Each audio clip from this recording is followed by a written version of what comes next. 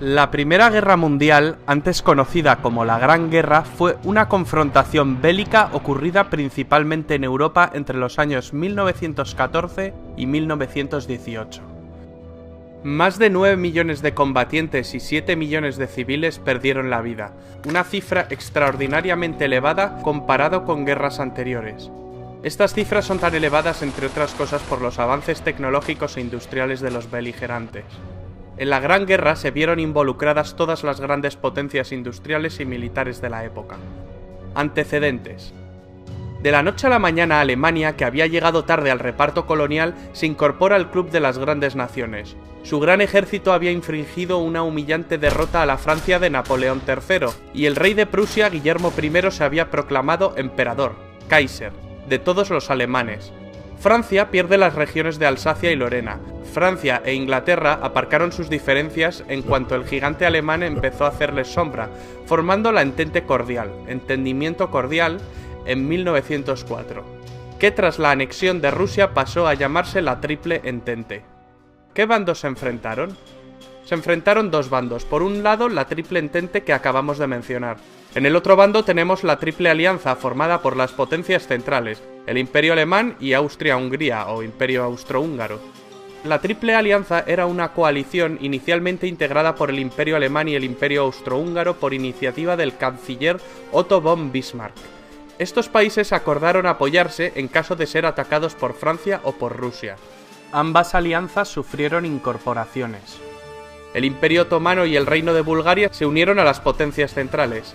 Italia se cambia de bando y se une al bando a la postre ganador, el de la Triple Entente. También se les unen el Imperio de Japón y Estados Unidos.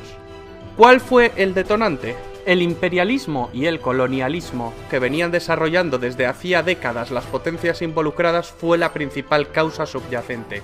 Pero la chispa que desató el conflicto se encendió el 28 de junio de 1914 en Sarajevo, con el asesinato del archiduque Francisco Fernando de Austria y su esposa.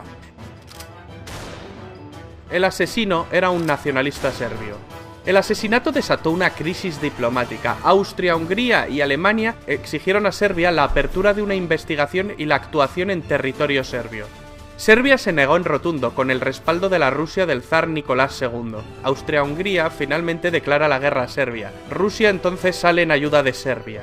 Más tarde Alemania mueve ficha y declara la guerra a Rusia y a Francia, e invade Bélgica. Inglaterra se la declara a Alemania, y así sucesivamente. De pronto, medio mundo estaba en guerra contra el otro medio.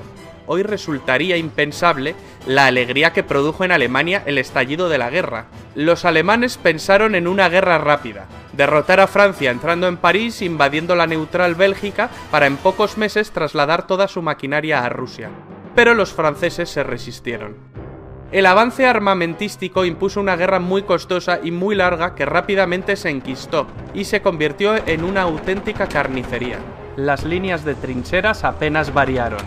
En esta guerra aparecieron nuevos cañones, ametralladoras, submarinos, carros de combate, aviones de combate, dirigibles, gases venenosos mortíferos como el gas mostaza. Se combatió en muchos frentes. En los Balcanes, en los Dardanelos, en Oriente Medio, en el Cáucaso, en los Alpes italianos, en África, en Extremo Oriente, en el Pacífico y en el Atlántico, aunque los principales esfuerzos se concentraron en dos frentes, el frente occidental y el frente oriental. La guerra de trincheras, en la cual los ejércitos combatientes se refugian en zanjas cavadas en el suelo, existe a partir de la revolución que supuso el uso de armas de fuego. Este tipo de guerra llega a su punto máximo de brutalidad y mortalidad en el frente occidental. En el frente oriental pusieron al mando del ejército alemán a una vieja gloria, Paul von Hindenburg. Tras sus victorias acabaría siendo el jefe del Estado Mayor con el general Ludendorff como subordinado. Ambos acabarían creando una dictadura militar dirigiendo de facto el país, marginando al Kaiser Guillermo II y al propio Parlamento alemán. Los alemanes intentaron aislar a los ingleses con sus submarinos U-Boot. Estos submarinos atacaban una y otra vez sus barcos que abastecían la isla, En 1915 los alemanes hunden el RMS Lusitania, un gran transatlántico, orgullo del poderío británico. En el hundimiento mueren 128 estadounidenses. Este hecho provocó que en 1917 los Estados Unidos le declararan la guerra a los imperios centrales. Y esto terminó de desestabilizar la balanza. También ese año en Rusia, las hambrunas y las bajas de la guerra desencadenaron el estallido de la Revolución Rusa, la cual obligó a abdicar al zar Nicolás II. Los bolcheviques tomaron el control total y finalmente firmaron el armisticio con los imperios centrales y más tarde la paz. Los alemanes aprovecharon esta victoria para enviar casi todo su ejército oriental al frente occidental e intentar obtener una victoria rápida antes de la llegada masiva de los estadounidenses. Era su baza definitiva.